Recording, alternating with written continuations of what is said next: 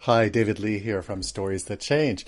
So, in a moment, you're going to hear an excerpt from a conference presentation that I did for trainers on how to use storytelling to make your training come alive, and also how to use storytelling in coaching contexts.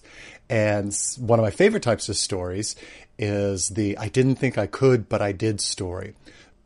So what you'll hear in a moment is a description of how to use that type of story and why it's so powerful. The story structure is pretty simple. It's, you didn't think you could do it, and it's either surprise, I could do it and it was easy, or it's a surprise, I could do it and it was hard. I mean, it's as simple as that. So part of your adding to your story archives is to come up with experiences that you've had in your life where you didn't think you could do it, and you could. And it can even be like simple little things. It doesn't have to be some big monumental thing. Okay? So those are where you get the examples. And the application, a couple applications. If you're coaching somebody and they don't think they can do something, for instance, okay, notice there it is again. For instance, I was doing an all-employee event for this university or college. And when it was over, one of the employees who happened to be, I think she was like a new supervisor, came up to me. And she said, I'm wondering if you have any tips for me. I inherited this team. I'm a new supervisor. And there's a really toxic employee on the team.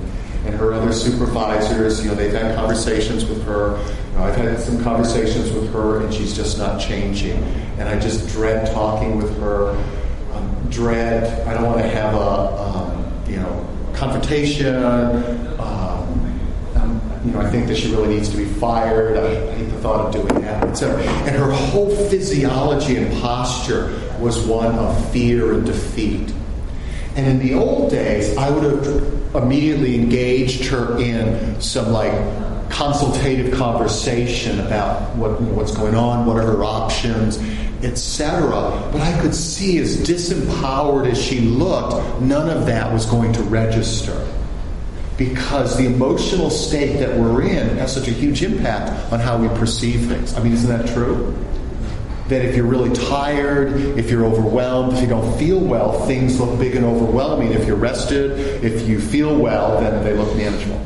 So rather than try to be helpful when she's in this disempowered state, what I knew task number one was to help her shift state.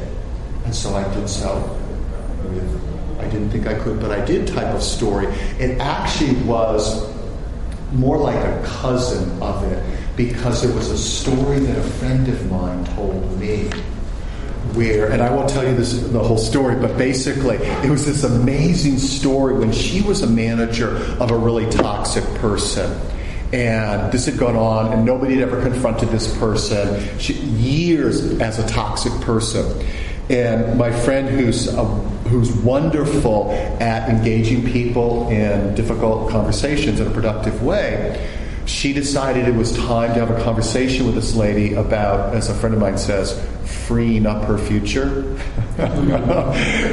So she's talking with a woman. She said, how's it going with you working here? And the lady goes, oh, it's fine. Is it really fine? Because you just never seem happy. And my friend is very loving, so she wasn't critical or blaming her or anything. She's just heart to heart, man, you just don't seem like a happy camper. So she talks some more with a woman, and the woman's like, well, yeah, I really haven't been happy for a long time, et cetera, et cetera. And so they're talking about her and her unhappiness, and all of a sudden the lady goes, I can't believe it. You're like firing me, aren't you? And my friend says, yeah, I really think you need to go. And the lady goes, and she bursts out laughing. She goes, I can't believe getting fired could be so much fun. And my friend said, yeah. She goes, you know what I see in your future, Sue?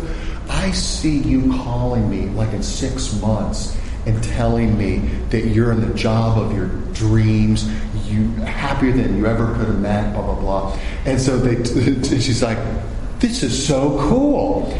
And my friend said, literally 6 months later, this lady calls her and says, it isn't the job of her dreams, it's she's preparing for the job of her dreams. She went back to school to become like study design or something, and something she had wanted to do since she was in her 20s, and went on this career path that was not who she was. And so I shared that story with this young lady, this new supervisor, and it was so cool because you could just see her change to like, okay, having those conversations can be a good thing for both parties. And then we talked a little bit about the logistical piece of that. So that's an example of when you could use, I didn't think I could, but I did story. Help somebody who's in an I can't mode. Even better, now if we would actually do in a coaching session, I mean, this was just like the program was over, sort of like hanging out before I move on. But what I recommend that you do is after you share an example of that, ask them to share an example with you of when they didn't think they could and they did. And how many of you, as you told your story to your buddy, you kind of remember the feelings of empowerment? Like, man, how many of you could feel that? Yeah. That's one of the real aspects, the sort of the magic of having people tell their own story. As we tell our stories, we recreate the emotions and the physiology that happened in the story. And so having that person tell their story recreates that empowered biochemistry, which then shifts their ability to see the situation in a much bigger way and not like this little small, I can't do anything about it. Let me stop. Any questions about that?